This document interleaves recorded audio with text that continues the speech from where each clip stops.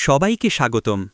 আজ আমরা আলোচনা করব আধুনিক ফুটবলের দুই দারুণ ডিফেন্ডারকে নিয়ে, আর্জেন্টিনার ক্রিস্টিয়ান কুটি রোমেরো এবং স্পেনের কিংবদন্তি সার্জিও রামোস। দুজনেই মাঠে ভয়ঙ্কর, লড়াকু এবং দলের রক্ষা কবচ। কিন্তু প্রশ্ন হল, কে আসল সেরা ডিফেন্ডার? চলো বিস্তারিত দেখি। ১. ক্যারিয়ারের সূচনা। কুটি রোমেরোর জন্ম ১৯৯৮ সালে আর্জেন্টিনায়। তার ফুটবল জীবন শুরু হয় বেলগ্রানো ক্লাব দিয়ে। এরপর ইউরোপে পা রাখেন জেনোয়া, অ্যাটালান্টা এবং পরে টটেনাম হটস্পরে এসে নিজের জায়গা পাকা করে ফেলেন। অন্যদিকে সার্জিও রামোস জন্ম ১৯৮৬ সালে স্পেনে। মাত্র ১৮ বছর বয়সে সেভিলা থেকে উঠে আসেন এবং পরে যোগ দেন রিয়াল মাদ্রিদে, যেখানে তিনি কিংবদন্তিতে পরিণত হন। ২. খেলার ধরন ও ডিফেন্সিং স্টাইল। কুটি রোমেরোয়ের ডিফেন্সিং স্টাইল খুবই অ্যাগ্রেসিভ এবং ফিয়ারলেস। তিনি প্রতিপক্ষের আক্রমণ ঠেকাতে শেষ মুহূর্ত পর্যন্ত লড়েন। ওর ট্যাকেল, ব্লক আর পজিশন সেন্স সবই অসাধারণ। সে একদিকে আধুনিক ডিফেন্ডার, অন্যদিকে হার না মানা যোদ্ধা। অন্যদিকে সার্জিও রামোস শুধু ডিফেন্ডারই নন, তিনি লিডার এবং গেম চেঞ্জার।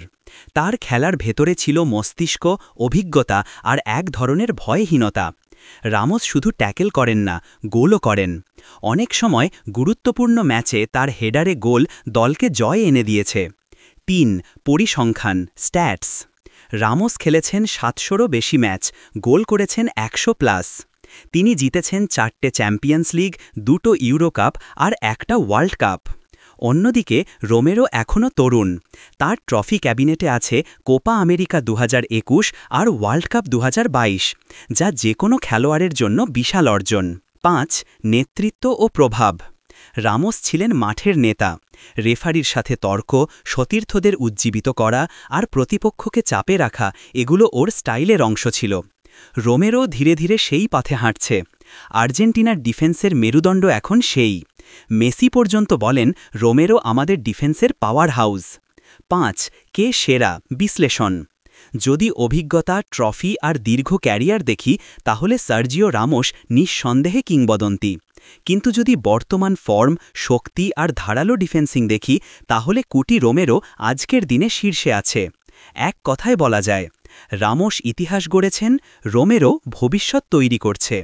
শেষ কথা, তাহলে বন্ধুরা, তোমাদের মতে কে সেরা ডিফেন্ডার, রামোস না রোমেরো? কমেন্টে জানাও, আর ভিডিওটা ভালো লাগলে লাইক, শেয়ার আর সাবস্ক্রাইব করতে ভুলে যেও না।